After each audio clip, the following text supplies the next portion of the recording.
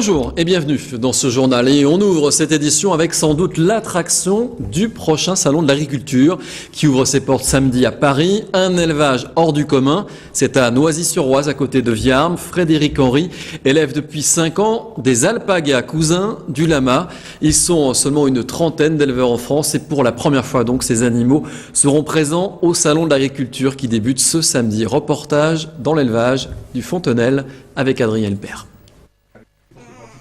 Ils s'appellent Rumba, Shaker, Diane, Chourou et Balthazar. Dans 2 jours, ces jeunes alpagas à la gueule d'ange pourraient bien être l'attraction du salon de l'agriculture. Animal de compagnie à l'apparence de peluche, l'alpaga n'est pas farouche. C'est des animaux vraiment avec très gentils, très proches de l'homme. Et donc c'est des bons animaux d'agrément, ils sont familiers, ils sont sympas et on peut partir avec eux en balade. Dans cet élevage, ils sont une 60aine d'animaux. Tous ont été choisis méticuleusement par leurs propriétaires.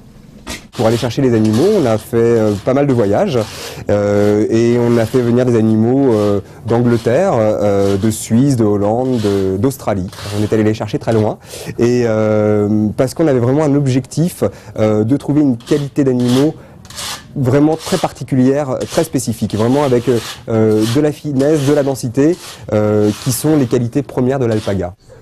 Dans son cheptel, Frédéric Henry a tenu à voir les 2 sous-espèces d'alpaga, le wakaya, qui compose à 90% la race, et le suri, beaucoup plus rare. Le wakaya, ça va être un animal qui a la laine qui gonfle, comme ceux qui sont devant nous. Et le suri, c'est un animal comme la petite blanche qui est ici, qui a la laine qui fait comme des dreadlocks, ça fait des mèches. Voilà. C'est exactement le même animal, mais il y a un gène qui fait qu'un animal va avoir la fibre qui va faire des mèches et l'autre qui a une toison gonflante, hein, on va dire ça comme ça. Venus du Chili et du Pérou, les alpagas présentent une qualité de laine supérieure aux moutons. Plus chaude, plus douce et plus résistante, elle est aussi plus chère et encore rare dans les vêtements de la grande distribution. On va chercher à ce qu'elle soit très dense, donc ça c'est quelque chose qu'on va pouvoir juger en palpant comme ça la toison. Et on va écarter la laine en 3 points pour voir la qualité de la laine de l'animal. Donc on écarte la laine et on va rechercher la brillance et le crimp. Donc là si vous voyez, le crimp, c'est l'ondulation naturelle de la fibre. C'est comme un gaufrage de la laine, on va dire ça. Et on va rechercher cette qualité, donc cette brillance, cette douceur de laine, ce crimp, cette longueur, cette densité. Et on va chercher à ce que ces qualités-là se retrouvent sur l'ensemble du corps de l'animal. Un alpaga produit en moyenne 3 à 4 kg de laine par an, et pour obtenir la meilleure qui soit, Frédéric Henry accorde une importance toute particulière à ses étalons. Le mâle, c'est vraiment, c'est lui qui doit améliorer le troupeau, donc c'est indispensable qu'il ait des qualités exceptionnelles. Au niveau de la conformation, il faut que sa morphologie soit parfaite et il faut que sa qualité de laine soit vraiment la meilleure qui puisse être. C'est vraiment indispensable. Présent pour la première fois au salon de l'agriculture, Frédéric Henry va pour faire la promotion de cette espèce. Nul doute que l'alpaga aura les faveurs du public. Alors qu'entre eux... En bref, la baisse des prix dans l'immobilier dans l'ancien confirmé, moins 5,6% en 2009 sur la région Île-de-France, du jamais vu depuis 1997. Une baisse de moins 4,5% pour les appartements et moins 7,5% pour les maisons. Il fallait débourser en 2009 en moyenne 274 000 € pour acquérir un pavillon et 4 430 € le mètre carré pour un appartement. Une baisse qui pourrait ne pas se poursuivre. Les notaires ont noté qu'au 4e trimestre 2009, les prix des logements dans l'ancien avaient connu une augmentation de 1,8%. En bref, toujours, cette fois au sujet du RER A depuis Cergy-Pontoise. La SNCF promet des conducteurs supplémentaires pour éviter les ruptures d'interconnexion. C'est ce qu'annonce le président de la SNCF dans une lettre adressée au président de la communauté d'agglomération de Cergy-Pontoise. Et face à la saturation chronique dont souffre le RER A, la mise en place de nouvelles rames à 2 niveaux fin 2011 devrait permettre d'offrir un nouveau souffle à cette ligne, affirme la SNCF. Vous trouverez davantage d'informations sur les autres annonces de la SNCF sur le RER A en ligne sur notre site vonews.fr.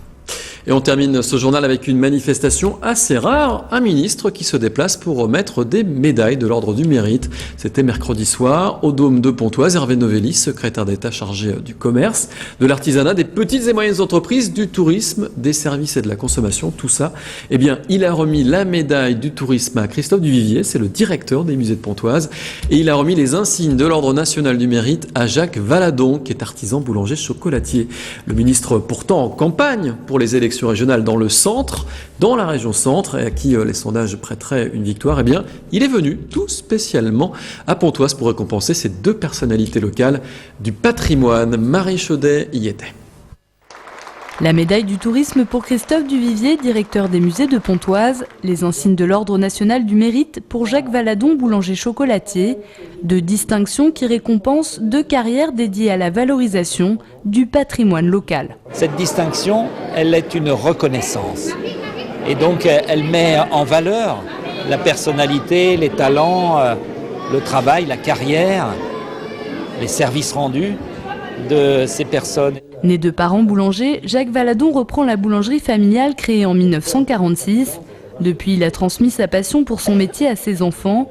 Pour Jacques Valadon, la qualité de son travail tient à cette devise familiale. Être toujours derrière le client, savoir ce qu'il demande, quand il demande quelque chose, le satisfaire. Christophe Duvivier, lui, met en valeur l'art local depuis longtemps. En 2003, l'exposition Pissarro qu'il met en place rencontre un vif succès, à tel point qu'elle sera exportée en Allemagne, puis au Japon. Vous savez, on travaille pendant des années. Moi, ça fait 20 ans que j'ai pris la direction du musée.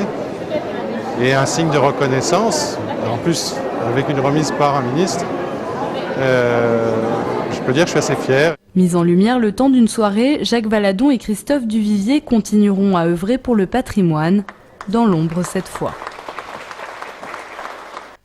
Voilà, ce journal se termine. Merci de l'avoir suivi. L'info continue bien sûr sur venews.fr. À demain.